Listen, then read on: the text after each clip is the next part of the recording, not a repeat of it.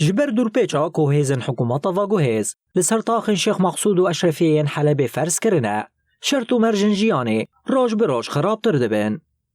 زوستان دست بیکر و محک ساغلو دو خواهشت لیتانها ولاتین هر دو تاخان نکارن پی دیویا خجمازوتی انتشتکی کوپیرا روژین سار بقدینن پیدا بکن. ولاتیان دیار کرن کو هگر اف دور پیش بردوام که و کراستک جدی دناوا هر دو تاخان ده درکوه. خواه شوه قچک نویرن خواه کنن بر استو دکن خالوس دبن یعنی وضعی محرکی داره پشت دو داره و قچک هرن مکتبه صوبتنن معصوم هم بزور دشینن لپک و صوب هم دست کن دستو دمیشنو بنده بن امنورن و فرنو حرکی هره کم بکه ام برنو که کوک سر مکم کرنه 2 ساعت 3 ساعت یعنی هین تلخو نفتلی کاره با قطبیجی إذا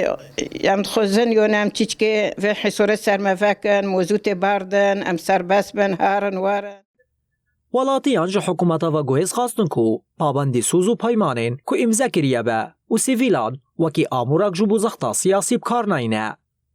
وك ملاتي بداري الشيخ مقصود يوني ام بحكماتي وين نرد بن يوني لازم حلك جفي تشتيرو واردي نوندن ري اولوغ فابن تجدار بوسي في منطقه ببن ايد فردوجي انساننا وام في تشتيجي مثلا وك ملات ام شرمازول دك في اتفاقيتي ياكيني سوندو يوني على اساس ري فابي وضع رمي ببي ملات كون بهاري واري اكو حكماتي مؤقت حتى نكو تشتكوانو بيك نينو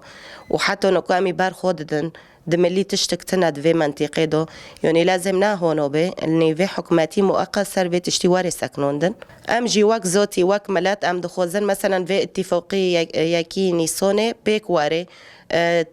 تشتن ببن ملي ملات دو فحسي غرامي بعيشي